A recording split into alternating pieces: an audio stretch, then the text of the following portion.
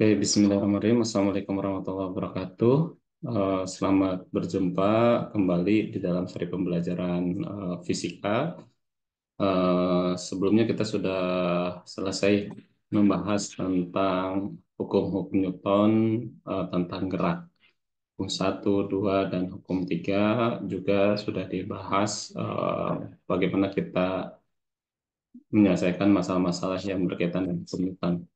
Dalam kesempatan kali ini kita akan sama-sama mempelajari tentang gerak melingkar dan gravitasi.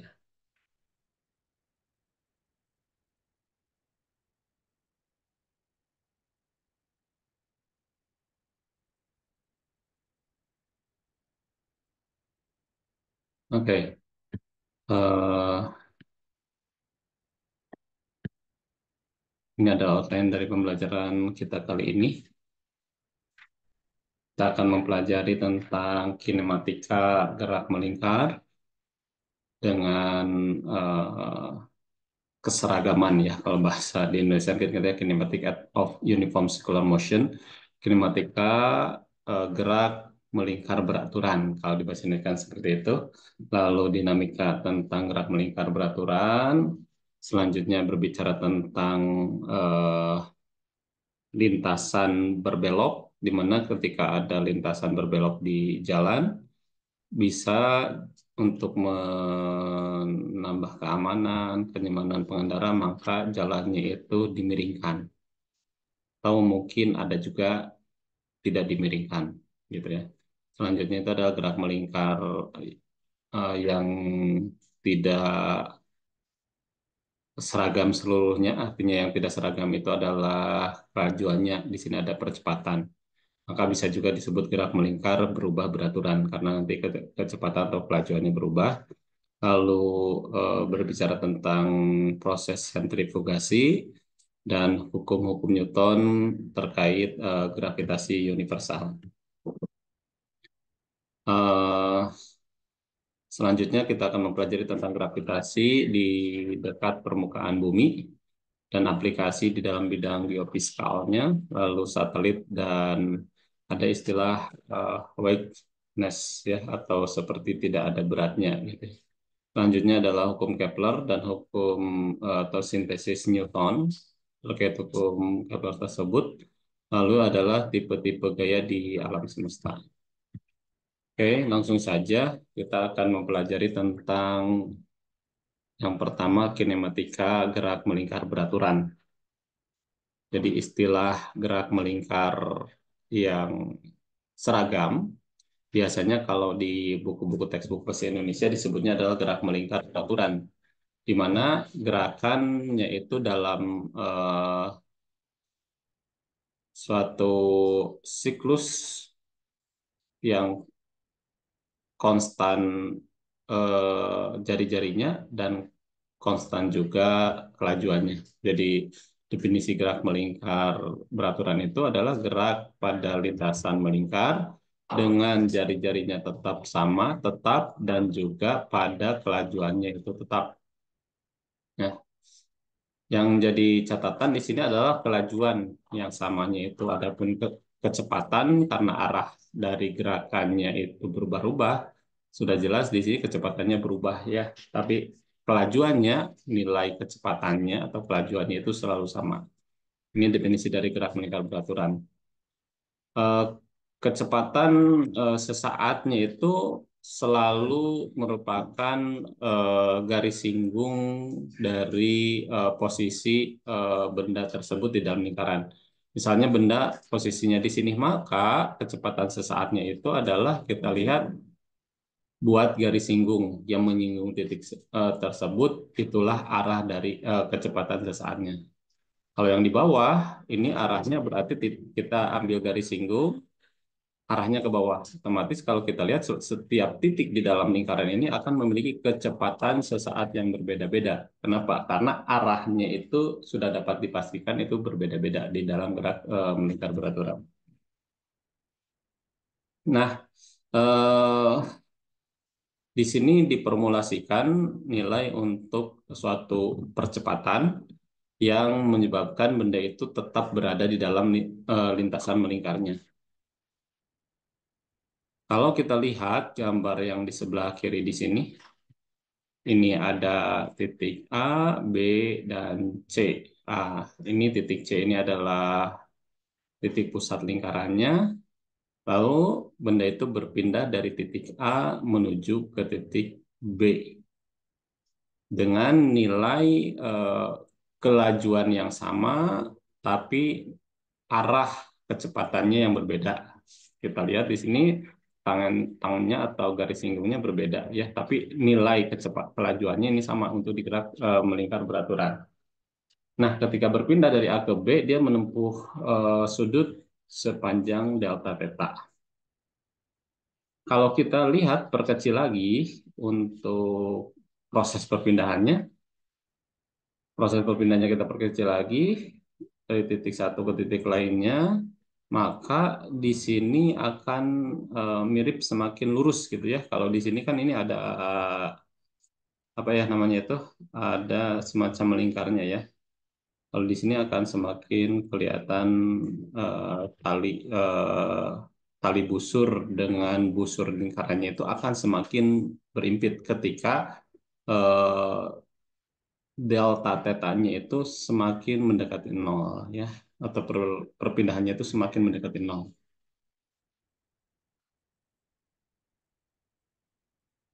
Nah, ketika kita lihat perubahan kecepatannya itu dalam limit interval yang sangat kecil atau mendekati nol, maka untuk memperoleh percepatan, di mana ini kita sudah dibahas di dalam konsep kinematika, bahwa percepatan sesaat itu adalah limit delta t menuju nol dari delta v per delta t. Nah, untuk delta v-nya itu sendiri, kalau kita lihat di segitiga ini, segitiga ini nih, ini kan ada V1, ada V2 ya. Kalau kita ambil, ini ada V1, V2-nya kita pindahkan ke sini, ini ada delta theta, maka akan ada persamaan di mana delta V yang ini menjadi V2 min V1. Ingat lagi konsep penjumlahan vektor, di mana aturannya itu adalah tail to head, ekor ke kepala. Jadi kalau kita lihat di sini ada V1, V2, lalu ada vektor dari V1 menuju V2, kita lihat ini sebagai delta V-nya, maka sesuai hukum penjumlahan di dalam vektor, dilihat dari vektor garisnya, maka V1 ditambah delta V akan menjadi V2. Sehingga delta V-nya itu sendiri adalah V2 dikurangi V1. Berapa nilai delta V? Kalau kita ingat kembali konsep di dalam lingkaran, garis tali busur atau busur lingkaran, maka karena nilai V1 dan V2-nya sama, ini akan mirip dengan sebuah lingkaran, di mana lingkaran itu memiliki tali busur dan busur lingkaran. Maka untuk mencari busur lingkarannya, yaitu delta V-nya itu adalah nilai dari jari-jari. Di sini jari-jarinya adalah V1 dan V2, kebetulan nilainya sama, dan nilai sudutnya. Gitu ya, kalau masih ingat di dalam lingkaran seperti itu. Untuk mencari busur lingkaran itu tinggal kalikan aja jari-jari dengan sudut yang dibentuk oleh dua garis tersebut. Maka didapatkan bahwa delta P-nya itu menjadi V dikali delta theta. Sehingga delta P-nya kita sudah mengetahui, tinggal diganti aja. Delta P-nya diganti menjadi V dikali delta theta per delta T. Lalu kita ingat kembali hubungan antara perubahan sudut dengan lintasan yang dilaluinya.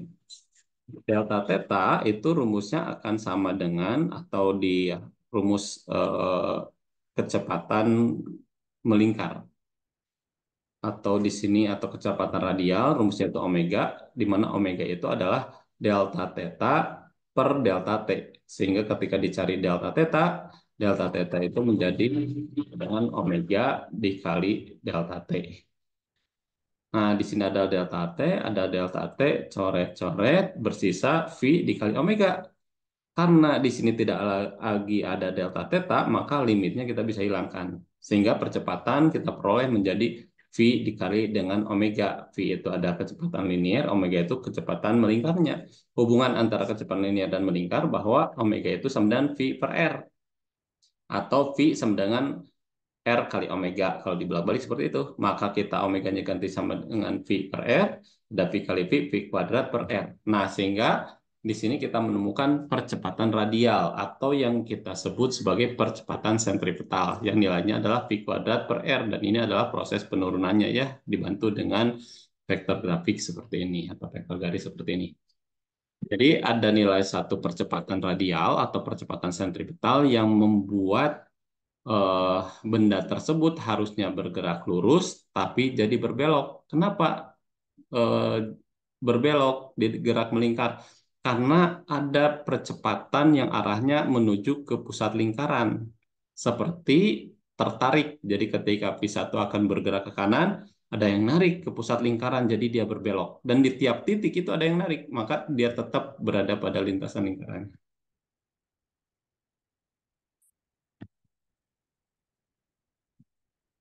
Nah, percepatan tersebut disebut sebagai percepatan sentripetal, seperti yang telah tadi saya sebutkan juga ya. Atau bisa juga disebut percepatan radial, atau disebut juga sebagai percepatan saja. Di mana percepatan ini yang menyebabkan benda di dalam gerak melingkar itu tetap berada pada lintasan lingkarannya.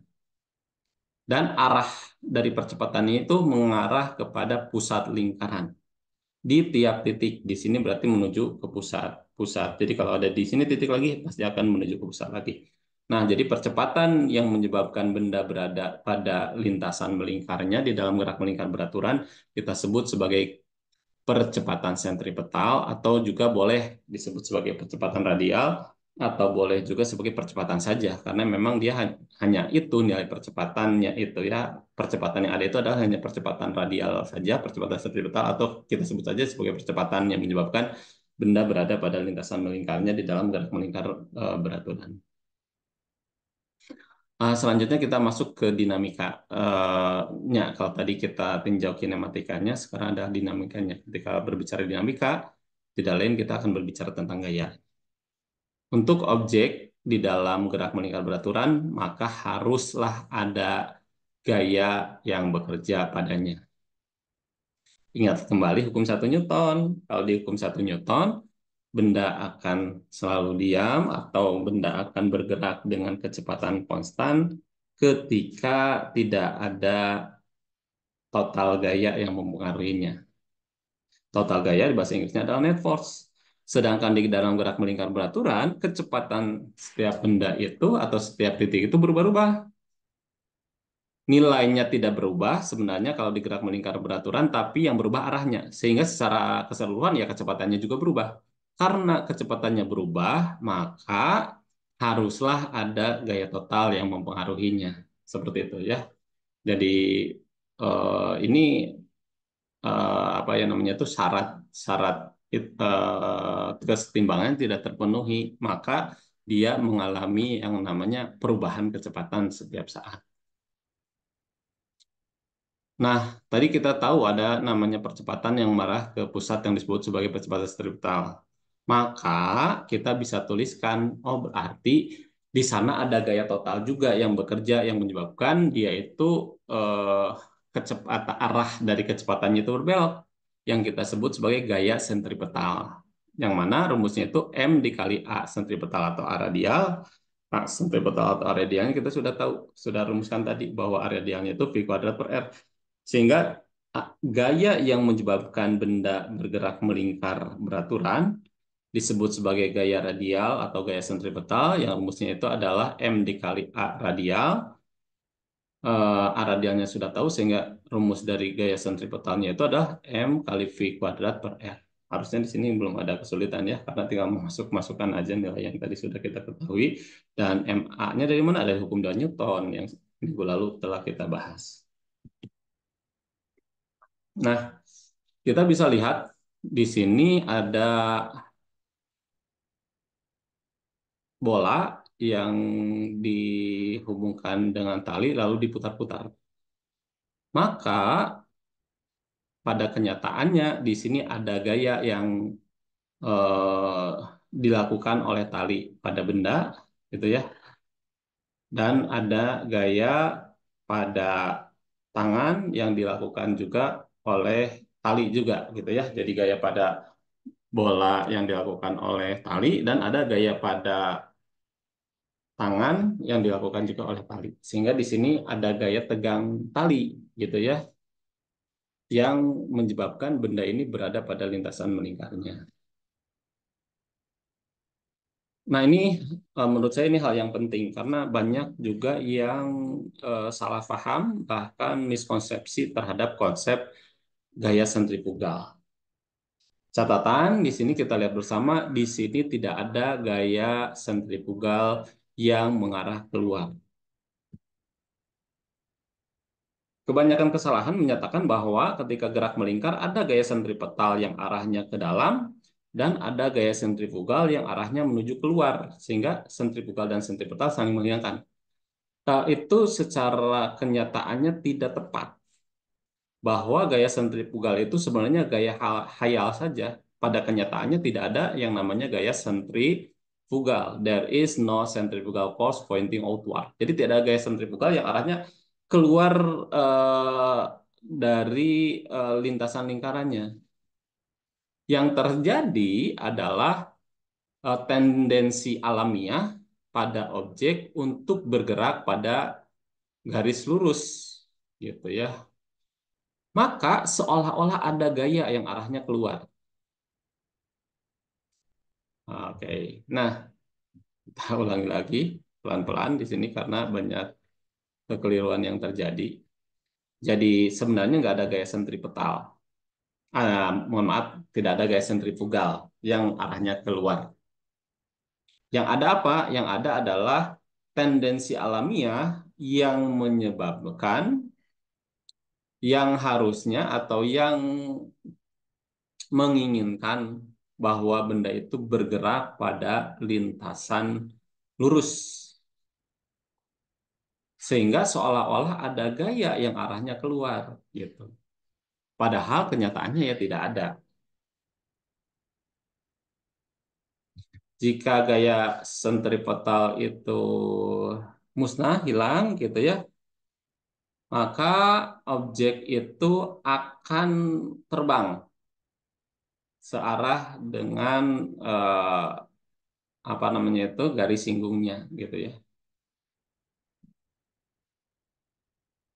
Jadi konsep dari gaya sentrifugal itu mirip dengan kejadian seperti ini. Nah, ini soal yang sudah saya berikan ya. Jadi ada seseorang duduk di dalam sebuah bus, di pinggirnya itu ada buku yang tersimpan. Ketika bus itu berhenti mendadak, maka si buku itu akan eh, berpindah ke depan, gitu. Maka menurut orang yang ada di bus, sebenarnya dia bergerak ke depan seolah-olah ada gaya.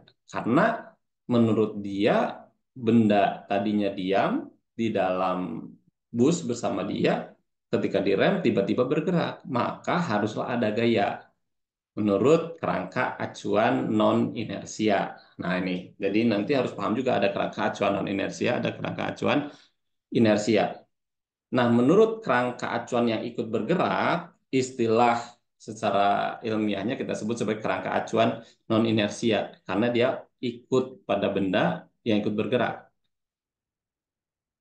Maka akan menganggap bahwa pada buku yang jatuh itu ada gaya,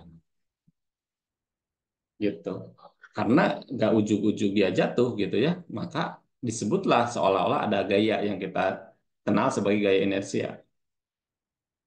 Padahal secara kenyataannya menurut orang yang ada di luar atau kita sebut sebagai kerangka acuan inersia, sebenarnya nggak ada gaya. Yang terjadi adalah buku tersebut sedang bergerak, ikut pada mobil yang bergerak. Jadi mobil bergerak, maka buku itu juga bergerak. Pada satu ketika mobilnya berhenti. maka buku yang tadinya sedang bergerak akan mempertahankan posisi bergeraknya sehingga buku itu jatuh ke depan gitu. Gitu ya. Nah, ini juga kajiannya hampir mirip untuk di gaya sentrifugal itu. Menurut kerangka acuan yang inersia, artinya yang tidak ikut berputar, kita melihat kenapa seolah-olah ada gaya yang keluar. Ah, itu tuh sebenarnya bukan ada gaya, tapi tendensi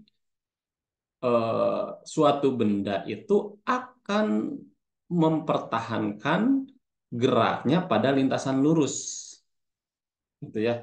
Ketika ada gaya yang menarik, maka si benda itu akan mempertahankan posisinya ingin bergerak pada lintasan lurus. Maka seolah-olah ada gaya yang arahnya itu adalah keluar, gitu ya. Padahal mah tidak seperti itu, gitu ya. Padahal tidak seperti itu. Maka gaya sentrifugal itu adalah kita sebut sebagai gaya hayal. Dimunculkan oleh kerangka acuan yang ikut bergerak sehingga terjadi kesetimbangan di sana, gitu. Untuk apa sih namanya mengimbangi gaya sentripetalnya. Padahal secara kenyataannya berdasarkan eh, orang yang tidak ikut berputar atau kerangka acuan inersia, nggak ada yang namanya gaya sentripetal gitu. Yang ada adalah tendensi alamiah benda mempertahankan gerak pada lintasan lurus. Ketika mau lurus dibelokkan gitu kan, maka seolah-olah ada gaya. Nah, nanti mungkin akan ke depan ketika proses sentrifugasi akan lebih jelas lagi ya.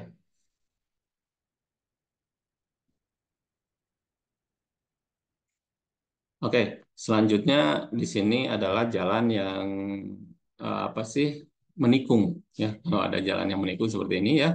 Jadi ketika mobil bergerak gitu ya di sekitar kurva atau di sekitar jalan yang melengkung, maka haruslah ada gaya total yang mengarah ke pusat karena dia bergerak pada lintasan menyerupai lingkaran gitu. Maka pastilah dia ada gaya yang arahnya menuju ke pusat lingkaran supaya si mobil ini tetap berada pada lintasan melingkarnya. Kalau tidak ada gaya yang mengarah ke pusat lingkaran di sini, harusnya si mobil ini akan terus bergerak lurus gitu ya. Nah, supaya dia tetap berada pada lintasan melingkarnya, ya haruslah ada gaya yang mengarah ke pusat lingkaran seperti itu ya. Nah, jika jalan ini flat, flat itu adalah lurus gitu ya, maka ada gaya di sana yang diberikan oleh gaya gesek. Nah, oleh gaya gesek.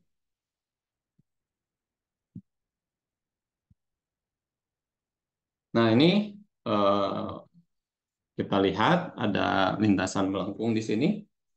Jika di sana tidak ada gaya gesek, gitu ya, maka mobil ini akan tendensi pada garis lurus. Nih, ini buktinya nih, ada bekas mobil yang bergerak lurus ketika gaya geseknya kurang gitu ya. Jadi yang menyebabkan dia bisa bergerak melingkar karena ada gaya gesek yang arahnya itu menuju ke pusat lingkaran. Jadi kalau ini seperti apa sih namanya itu kurva menyerupai lingkaran, ada titik melengkungnya di sini, maka haruslah ada gaya gesek yang menuju ke titik pusat lingkarannya yang menyebabkan benda itu berada pada lintasan melingkarnya. Kalaulah licin jalan ini sehingga tidak ada gaya gesek atau gaya geseknya kurang, maka mobil itu akan senantiasa mempertahankan posisi gerak lurusnya. Maka ini ada buktinya nih, ada garis-garisnya seperti itu yang dijelaskan di slide ini ya.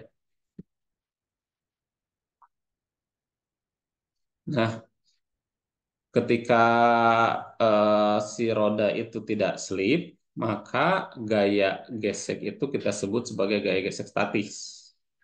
Nah, jika si roda itu mulai slip, jadi ketika dia berbelok, ketika dia tetap tidak slip, maka di sana ya ada gaya gesek statis aja. Tapi kalau dia slip, artinya ketika mau belok, tapi dia itu menggeser gini gitu ya. Ketika belok, geser. Berarti di sana ada gaya gesek yang namanya gaya gesek kinetis.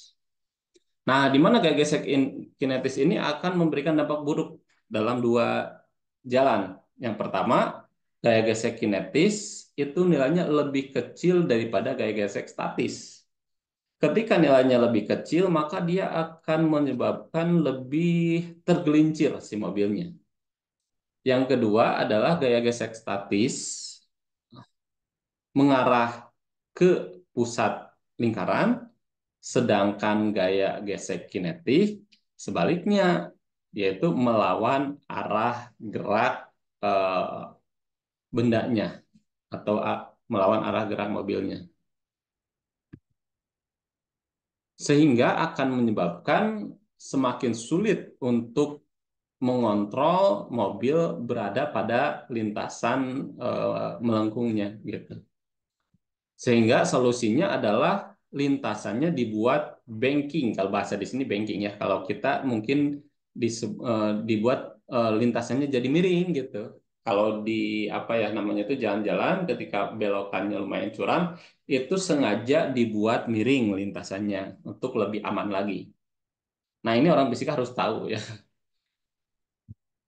Nah, dengan memiringkan lintasan yang menikung akan membantu mobil tetap berada di lintasan dan mencegahnya dari skidding. Skidding itu adalah tergelincir gitu. Jadi mobil tetap di sana tidak tergelincir, maka eh, dibuatlah jalannya dengan cara dimiringkan jalannya itu seperti yang ditampilkan pada gambar. Nah, di sini eh, kelajuan yang ada pada mobil ini gitu ya akan memberikan yang disebut gaya sentripetal pada mobil yang arahnya itu mengarah pada pusat kelengkungannya itu sendiri gitu ya. Yang diberikan oleh apa? Yang diberikan oleh komponen gaya normal. Sehingga tidak diperlukan lagi gaya gesek. Kalau yang tadi tidak ininya unbanking atau tidak dimiringkan, maka supaya mobil itu tetap berada di lintasannya harus ada gaya gesek gitu, yang arahnya ke pusat lingkaran. Nah, dengan cara dimiringkan, ini tidak diperlukan gaya gesek. Kenapa? Karena ada gaya yang mengarah ke pusat lingkaran.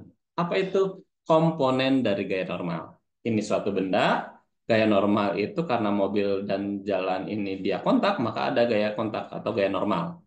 Yang mengarah, arahnya itu tegak lurus dari bidangnya.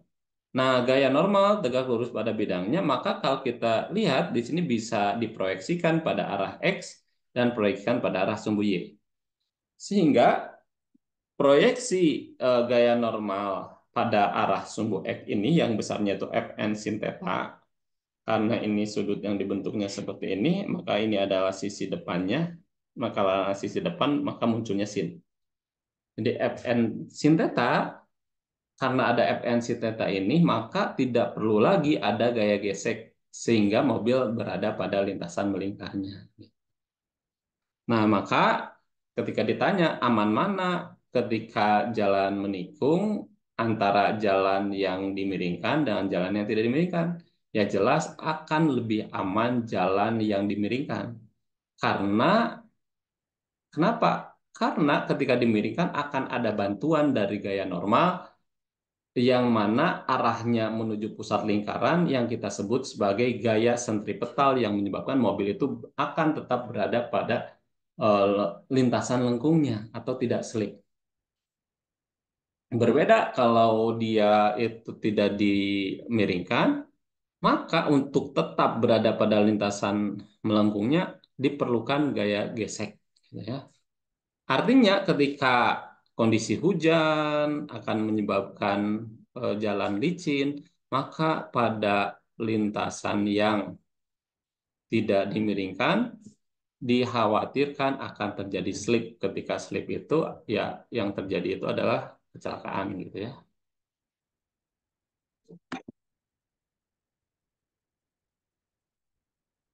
Yes.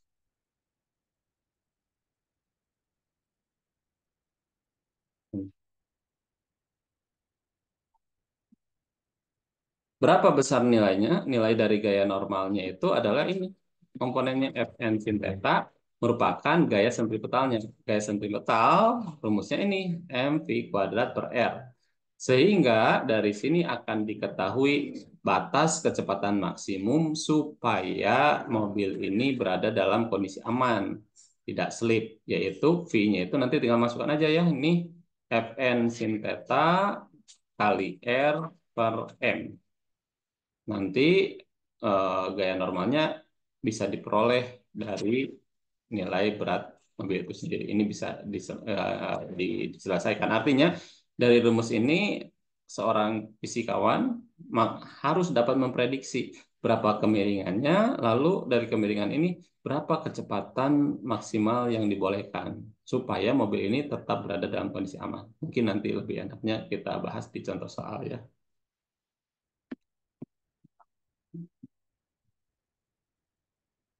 Selanjutnya, gerak melingkar yang tidak seragam atau gerak melingkar berubah beraturan.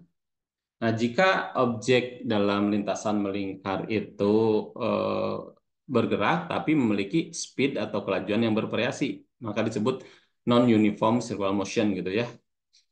Nah, maka haruslah ada komponen tangensial terhadap percepatannya atau yang kita sebut sebagai percepatan radialnya.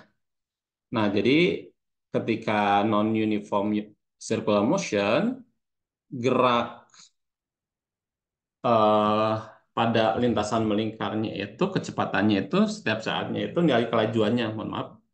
Kalau kecepatannya mah tadi sudah jelas berbeda, karena arahnya setiap saat berbeda. Kalau gerak melingkar beraturan, nilai kecepatannya atau kita sebut sebagai kelajuannya di sini ya tetap sama. Nah, kalau yang gerak melingkar berubah beraturan, speed atau kelajuan dari gerak melingkarnya juga berubah-ubah setiap saat gitu di sini.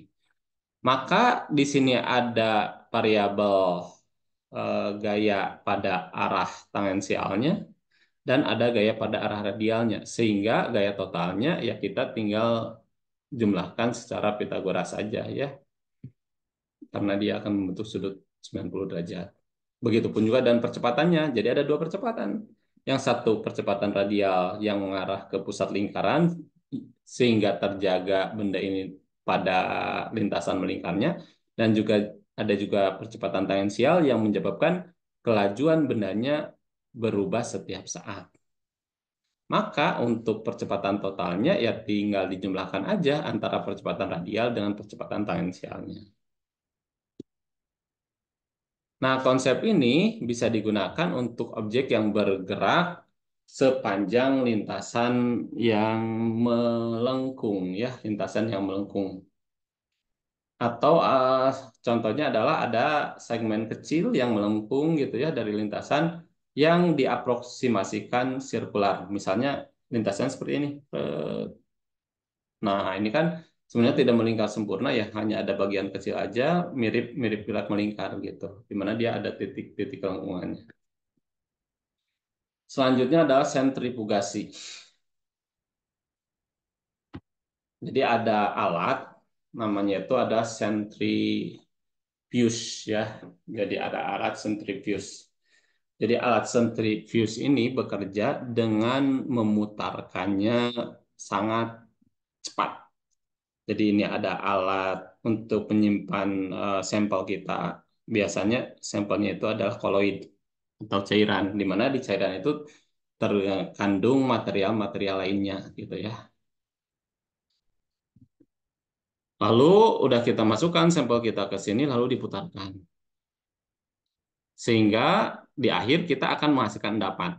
Jadi ketika ada koloid yang kelihatan bening, padahal di sana ada partikel-partikel nanopartikel misalnya, sehingga tidak terlihat ketika pakai alat sentrifuge yang diputarkan, maka partikel-partikel tadi yang memiliki massa lebih berat gitu ya, akan berada di bawah dari wadah sampel ini.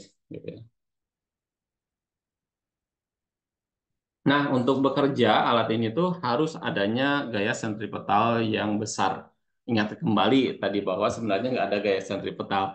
Yang ada adalah tendensi alamiah benda itu untuk mempertahankan posisi pada gerak lurusnya. Contohnya ini ada posisi di titik A. Benda itu melingkar dengan cepat.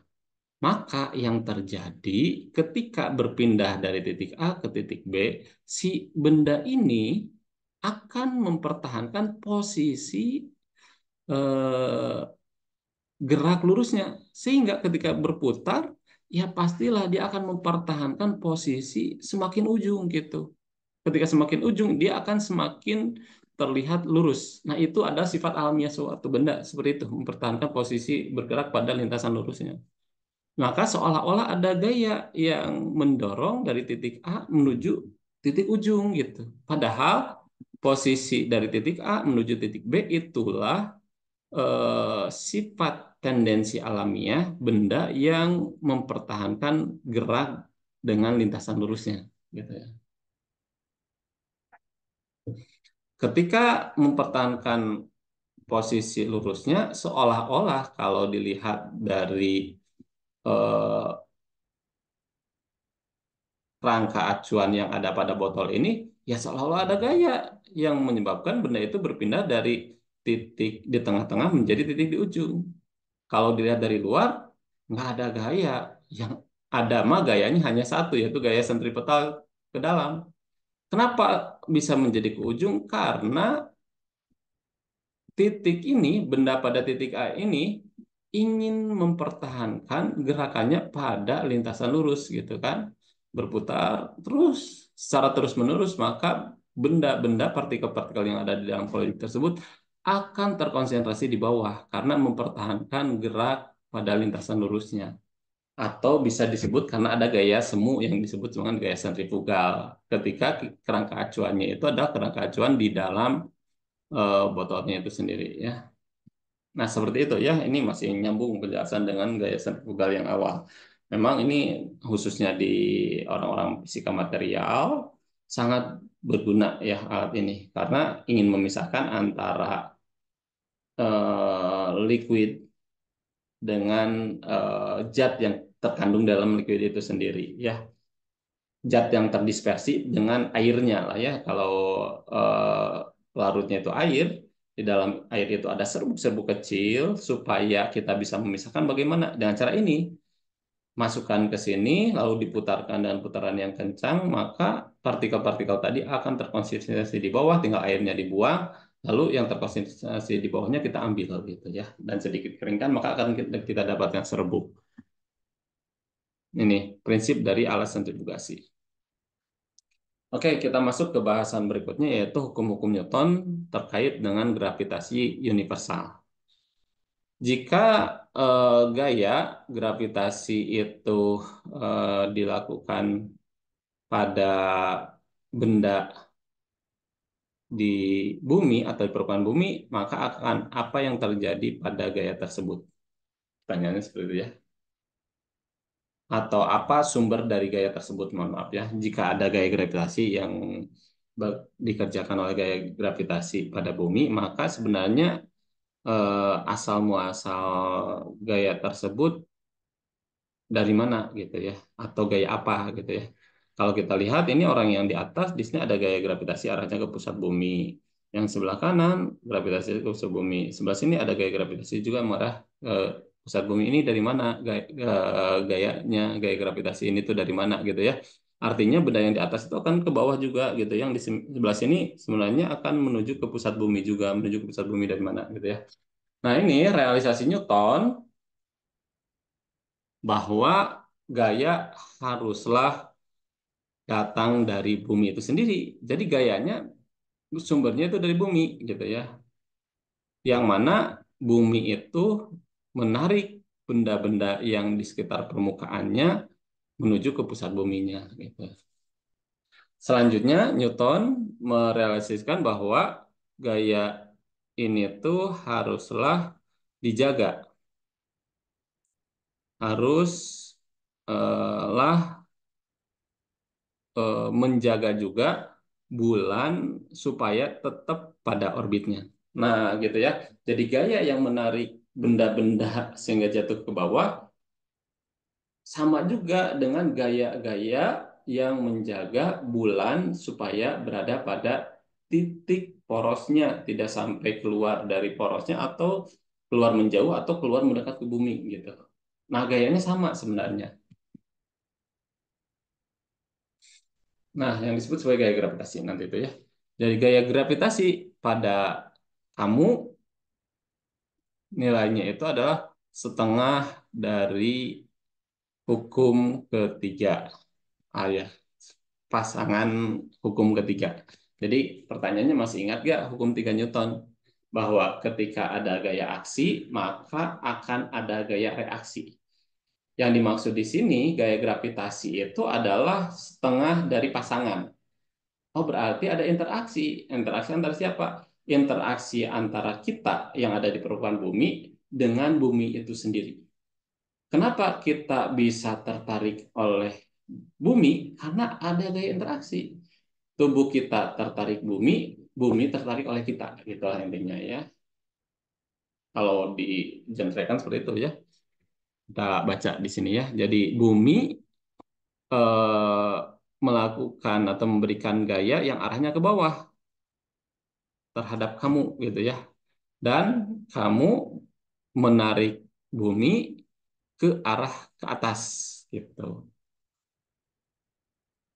Ketika perbedaan masanya begitu besar, masa tubuh kita dengan masa bumi kan jauh berbeda, sangat jauh berbeda. Maka gaya reaksinya itu tidak bisa kedetek gitu. Undetectable, tidak bisa dirasakan. Yang terasa adalah massa yang kecil tertarik oleh massa yang sangat besar. Karena perbedaan massanya yang terlampau sangat jauh gitu. Gitu ya. Jadi itu pasang aksi dan reaksi seperti itu ya. Tapi untuk benda-benda yang massanya hampir sama dengan massa bumi, maka nilainya itu akan signifikan gitu. Akan kelihatan gaya aksi dan reaksinya itu gitu ya. Gaya aksi reaksinya itu benda tertarik oleh bumi, bumi tertarik oleh benda gitu ya. Sehingga akan lebih terlihat hukum 3 Newtonnya itu sendiri. Contohnya adalah pada moon atau bulan terhadap bumi. Jadi antara bulan dan bumi di sini ada yang disebut gaya gravitasi. Bulan tertarik bumi, bumi tertarik bulan gitu ya. Jadi ada gaya gravitasi oleh yang dilakukan pada bulan oleh bumi nih ke bawah. Lalu ada gaya gravitasi yang dilakukan pada bumi yang oleh bulan seperti itu. Jadi ini pasangan aksi dan reaksi. F aksi sama dengan min F reaksi. Gitu ya. Jadi sama juga sebenarnya antara tubuh kita di permukaan bumi dengan bumi. Cuman masa kita dengan bumi terlampau jauh sehingga yang tampak sekali adalah tubuh kita tertarik oleh bumi.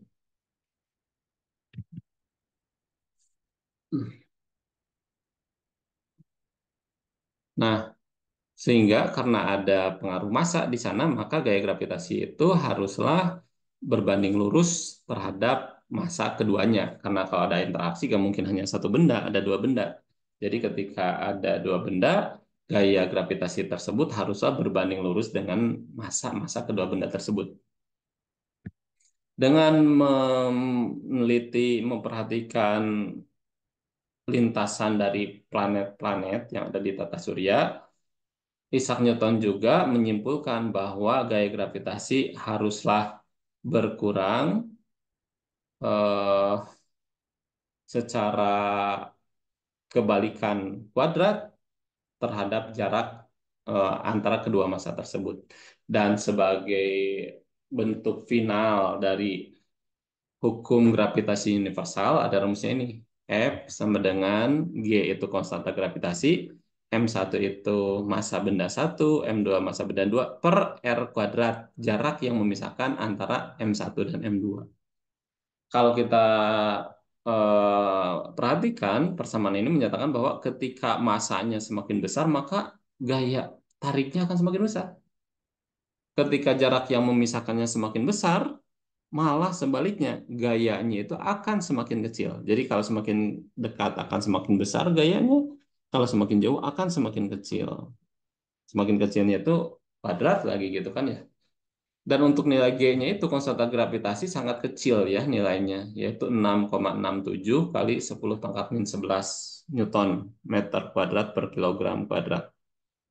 Sehingga gaya gravitasi universal ini akan dirasakan ketika massa-massanya itu adalah eh, lumayan besar gitu ya.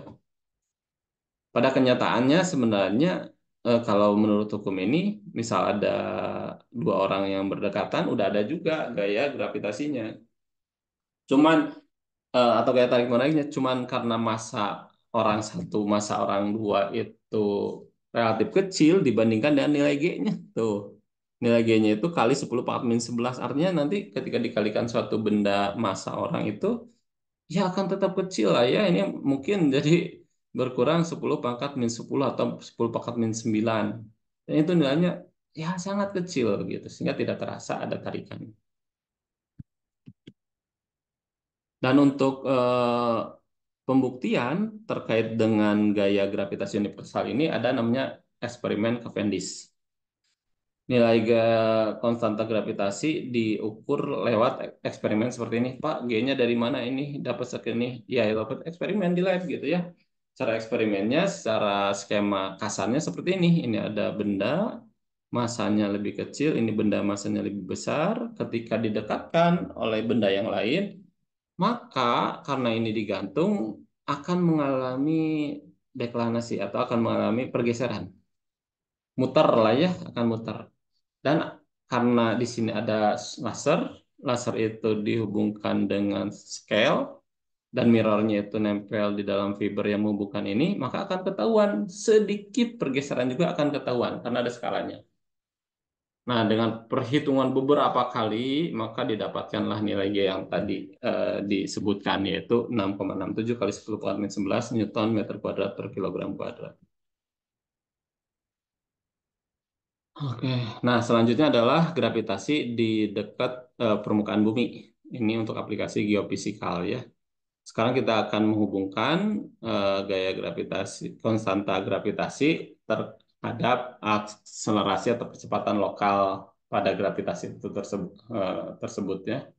Kita mengetahui bahwa permukaan bumi eh, seperti ini, rumusnya itu M kali G ya.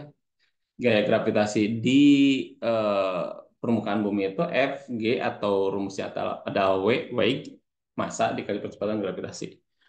Ini akan sama nilainya dengan gaya gravitasi universal yang tadi kita sudah bahas sama-sama. G konstanta gravitasi M massa satu lalu massa buminya per R kuadrat.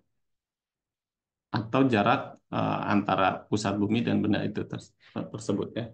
Karena di sini ada massa, massa kita coret. Nah, dan diselesaikan kita akan mendapat persamaan kecepatan gravitasi sama dengan G dikali massa bumi per R kuadrat. Dengan mengetahui nilai G di permukaan bumi, mengetahui R atau jari-jari buminya, maka massa bumi bisa diketahui.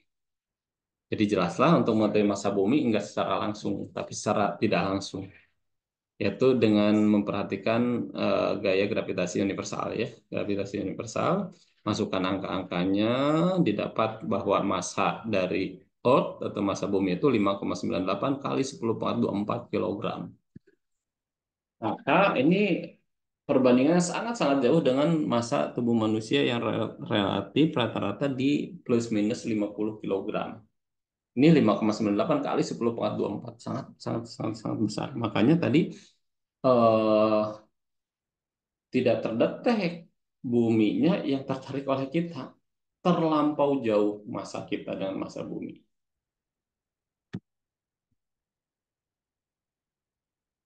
Nah, di sini ditampilkan tabel percepatan di permukaan bumi dengan lokasi yang berbeda ya di bumi. Di sini di New York ketinggiannya 0 meter, ini 9,8, San Francisco 9,800, tadi 9,803 meter per sekon kuadrat, gitu kan. eh, di ekuator 9,78, artinya kita lihat di sini nilai dari kecepatan gravitasi ternyata tidak sama di setiap tempat ya, beda-beda walaupun relatif dekat ya, 9,8 9,7 gitu ya. Nah, percepatan gravitasi itu bervariasi di setiap permukaan bumi. Kenapa? Karena altitude-nya lokasi bumi itu sendiri gitu kan ya, lalu geologi eh, lokalnya itu sendiri, dan shape itu adalah bentuk dari bumi itu sendiri yang tidak sepenuhnya spherical. Karena buminya juga tidak bulat sempurna, dia rada elips sedikit, maka jelas ada posisi atau jarak antara pusat bumi ke permukaan yang berbeda-beda sehingga menghasilkan nilai percepatan gravitasi yang berbeda-beda. Selanjutnya adalah konsep satelit. Nah, ini satelit, alhamdulillah dan ada satelit ini mempermudah kita dalam kesempatan kali ini ya, komunikasi nirkabel gitu kan ya, internet dan yang lainnya. Nah, untuk satelit itu sendiri adalah benda ya, benda-benda yang mengelilingi benda lainnya gitu ya.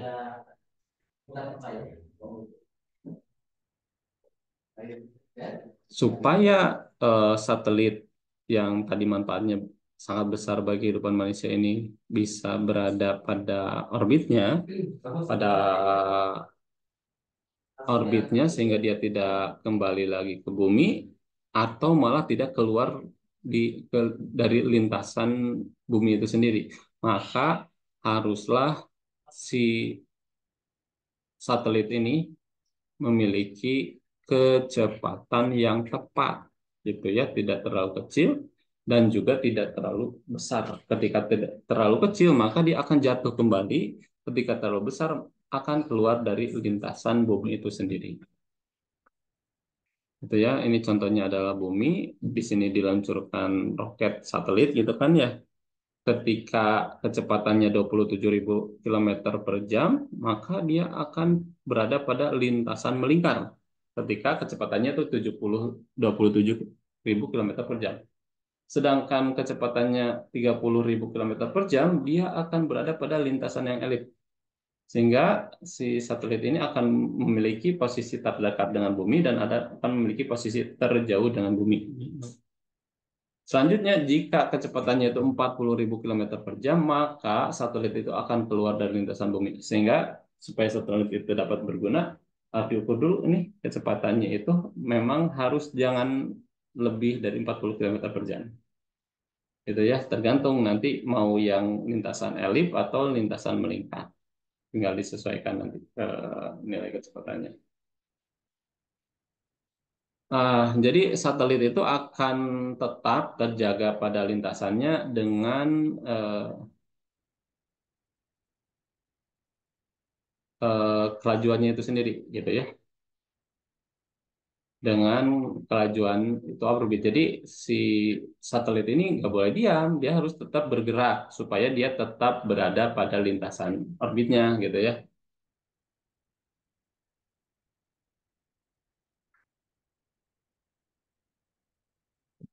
Gitu ya.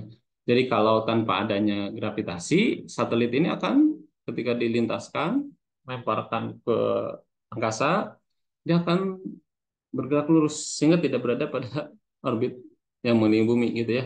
Karena ada gravitasi, maka satelit itu tepat berada di bumi dan tidak keluar dari lintasan bumi gitu ya. Jadi yang menyebabkannya ya akan karena ada gaya gravitasi gitu ya.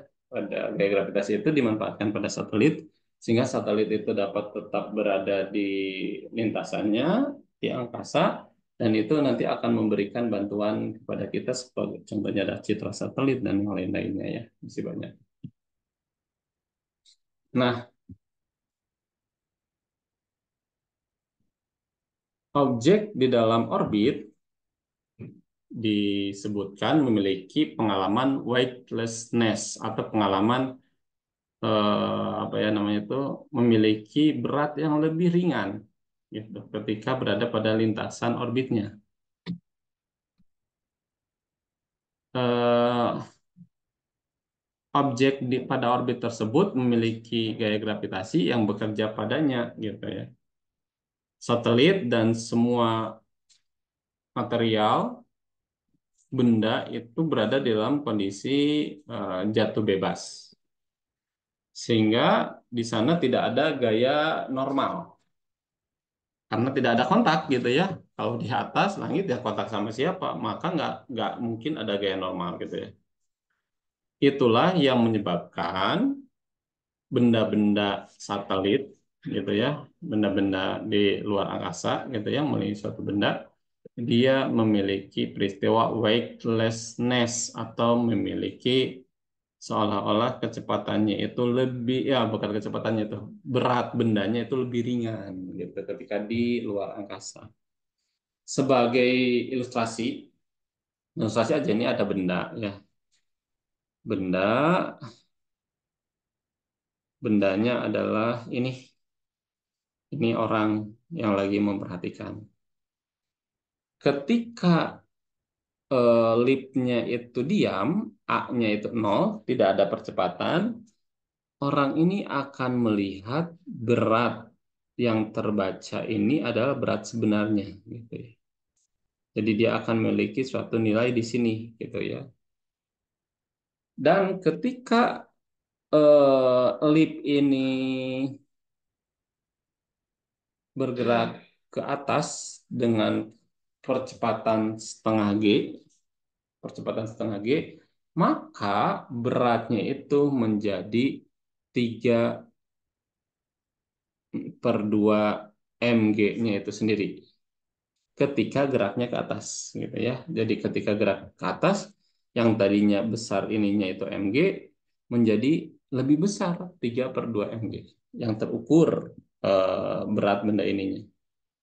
Selanjutnya ketika lipnya itu putus, contohnya ini putus nih, sehingga orang ini bergerak ke bawah, maka gitu ya dengan kecepatannya itu sama dengan percepatannya itu sama dengan percepatan gravitasi, maka W-nya itu seolah-olah benda ini menjadi nol terbacanya itu. Kenapa? Karena dia bergerak ke bawah dengan percepatan yang sama dengan percepatan gravitasinya. Karena sama dengan percepatan gravitasinya ketika jauh itu seperti tidak memiliki berat gitu ya. Nah, ini kondisi di angkasa juga gitu gitu kan ya. Jadi si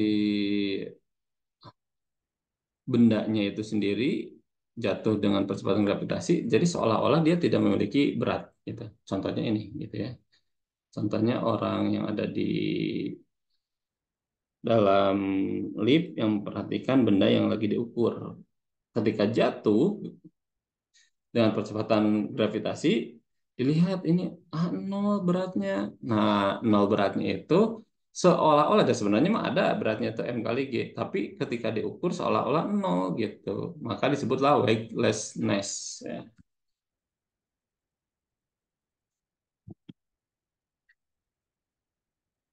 Nah, contoh lainnya efek ini disebut efek semu ya, weightlessness karena gaya gravitasi masih ada. Gaya gravitasinya ini masih ada, maka pengalaman di permukaan itu ada gitu ya, tapi tidak terlalu dalam. Contohnya itu orang yang sedang apa ya namanya itu, orang yang sedang meloncat. Jadi ketika meloncat, ketika ke bawah itu kan dia jatuh dan percepatan gravitasi nantinya gitu ya. Ketika jatuh dan percepatan gravitasi, ketika saat itu juga diukur beratnya ya nggak akan memiliki berat seolah-olah gitu ya. Jadi ketika benda-benda yang lain seperti ini. Selanjutnya adalah hukum Kepler dan sintesis Newton. Jadi hukum Kepler mendeskripsikan atau menggambarkan pergerakan planet-planet. Jadi kajian dari hukum Kepler itu bagaimana planet itu dapat bergerak secara teratur. Hukum Kepler yang pertama menyatakan bahwa lintasan dari masing-masing planet berupa elips dengan matahari berada pada satu titik fokusnya. Nah, kalau lingkaran titik fokus itu di tengah-tengah. Nah, kalau elips itu memiliki dua titik fokus ya, dua titik fokus di mana eh, keteraturan elips itu adalah nanti setiap titik ditarik ke fokus satu, tarik ke fokus dua, jumlahnya akan sama gitu ya. Maka cara menggambar elips yang bagus itu adalah misalnya dulu diajarin oleh guru itu, ini ada paku misalnya ya, ini paku, lalu kita hubungkan dengan tali, lalu kita gambar. Terus, karena nanti panjang talinya nggak akan berubah gitu ya, ini jangan tali yang mulur, tali yang tidak mulur gitu kan ya. Ketika kita garis, maka akan bentuk elips. Nah, tata elips itu adalah jarak antara fokus satu ke titik dengan fokus dua ke titik setiap saat itu akan selalu sama penjumlahannya itu ya. Nah ini, jadi lintasan planet mengenai matahari itu ternyata tidak bulat, tapi dia berbentuk elips di mana matahari itu berada pada salah satu titik fokus dari elips itu sendiri. Untuk pernyataan hukum Kepler yang kedua adalah eh, atau bercerita tentang pergerakan planet mengitari matahari.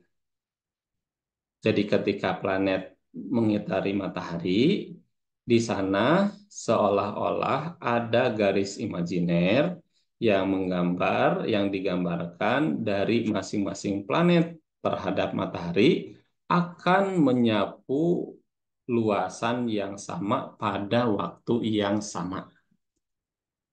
Karena bentuknya elips, seperti di hukum satu Kepler, maka nanti itu akan ada posisi planet itu mendekati matahari, ada posisi planet sedang jauh dari matahari. Jadi karena elips nggak sama setiap saat gitu ya. Ada posisi terdekatnya dan ada posisi terjauhnya.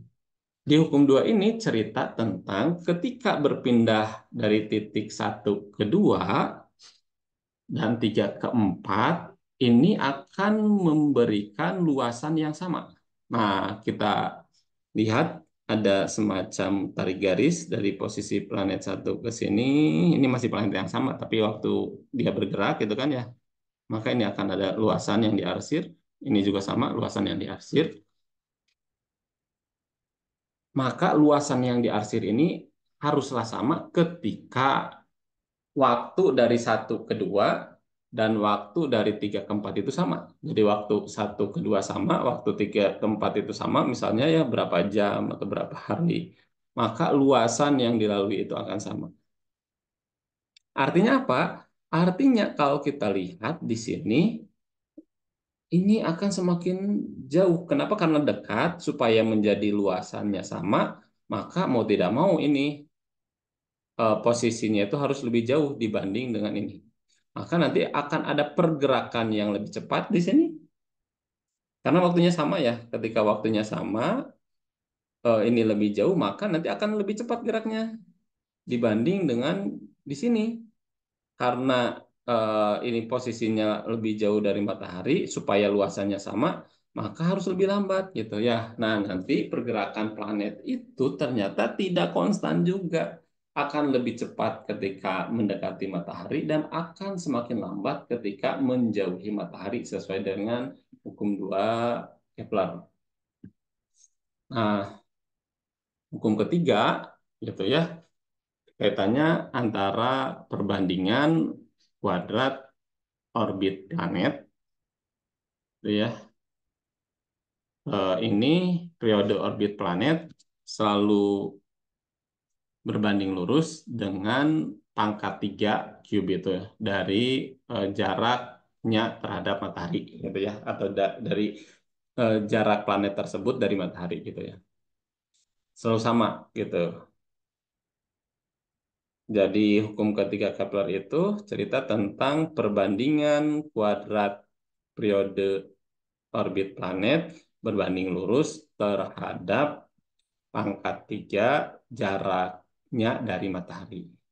Contoh, ini ada planet Merkurius. Dia memiliki jarak rata-rata. Karena jaraknya tadi, kalau sesuai hukum kedua, hukum pertama, ya karena dia berbentuk elip, ya jaraknya beda-beda. Tapi kita ambil jarak rata-ratanya. Misalnya Merkurius, jarak rata-rata terhadap matahari itu 57,9 kilometer kali 10 pangkat 6 kilometer. Periodenya, periode itu waktu yang diperlukan oleh suatu planet sampai dia satu kali putaran penuh. Itu kalau dibandingkan dengan di bumi adalah menjadi 0,241 tahun. Artinya dia lebih cepat gitu ya. Kalau di bumi sudah 1 tahun, kalau di Merkurius udah kurang lebih 4 tahun gitu. Karena planet Merkurius mengelilingi eh, matahari sudah 4 kali, sedangkan bumi mah baru 1 kali. Lalu kita bandingkan antara S kuadrat, S pangkat 3 dengan T kuadratnya 3,34 gitu kan ya. Nah ini relatif sama gitu semuanya. Lalu cari Venus, berapa sih jarak rata-rata Venus dari matahari? 108,2. Periodenya berapa? 0,615. Lalu bandingkan S pangkat 3-nya dengan T kuadratnya, dapatnya 3,35. Ya ini mirip gitu ya. Atau yang lain, contohnya adalah jarak yang terjauh aja ya. Neptunus, kalau Pluto ini sekarang itu sudah nggak dianggap planet ya. Ini masih referensi yang lama. Karena dia tidak memenuhi syarat dikatakan planet, Pluto sekarang udah nggak masuk planet. Jadi planet di tata surya gitu itu dari Merkurius sampai Neptunus ya. Nah, contoh Neptunus itu jarak rata-ratanya itu dari matahari itu 4.497 kilometer. 4.497 kali 10 pangkat 6 kilometer. Dan periodenya atau waktu dia mengelilingi eh, matahari memerlukan waktu 165 tahun. Jadi kalau di kita mas 1 kali periode itu 1 tahun. Nah, kalau di Neptunus itu dari titik awal mengelilingi matahari itu memerlukan 165 tahun karena jaraknya yang terlampau jauh gitu ya. Dibandingkan sama juga. Nah, jadi bereslah ini hukum Kepler bercerita tentang keteraturan pergerakan planet-planet terhadap matahari. Nah, hukum Kepler dapat diturunkan dari hukum Newton sebenarnya ya.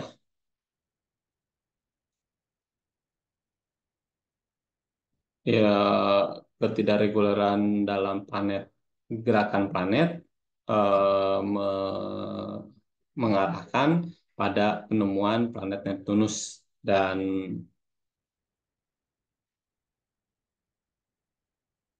eh, hal ini juga mengarahkan pada penemuan banyak planet eh, di luar solar system kita atau di luar tata surya kita gitu ya. Kalau matahari kan ada planet Merkurius, Venus, Bumi dan selanjutnya gitu kan ya. Ada lagi ternyata bintang yang lain selain matahari. Contohnya di sini disebutkan ada Ursae Majoris. Ada planetnya itu sendiri dan yang lainnya. Nah, ini ditemukan dari eh, apa yang namanya itu hukum-hukum Kepler gitu ya. Di fisika modern, kita nanti sekarang mengenal ada namanya 4 gaya fundamental. Ini harus tahu ya orang fisika ya. Jadi ada 4 gaya fundamental di alam semesta ini. Yang pertama yaitu gaya gravitasi. Yang tadi rumusnya G M1 M2 per R kuadrat. Lalu ada gaya elektromagnetik. Selanjutnya gaya nuklir lemah. Gaya nuklir lemah itu adalah eh, gaya sebagai responsible untuk beberapa tipe peluruhan radioaktif ya. Ini sebagai apa kemampuan respon suatu gaya tersebut untuk beberapa tipe di peluruhan zat radioaktif.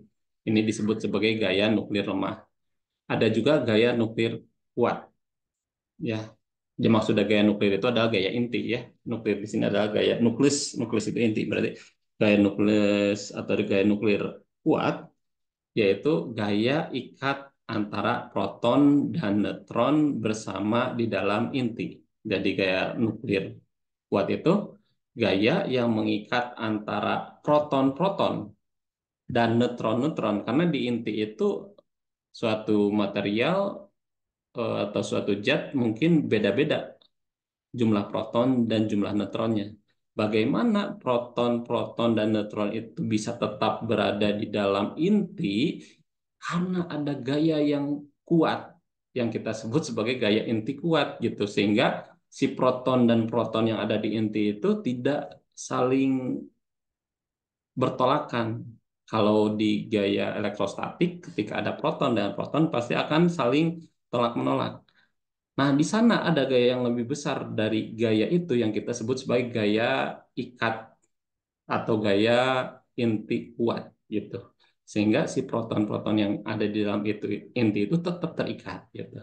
Dan ini harus tahu ya orang fisika bahwa di alam semesta ini ada gaya fundamental, gaya gravitasi, gaya listrik magnet atau gaya elektromagnetisme, lalu ada gaya nuklir lemah dan ada gaya nuklir kuat.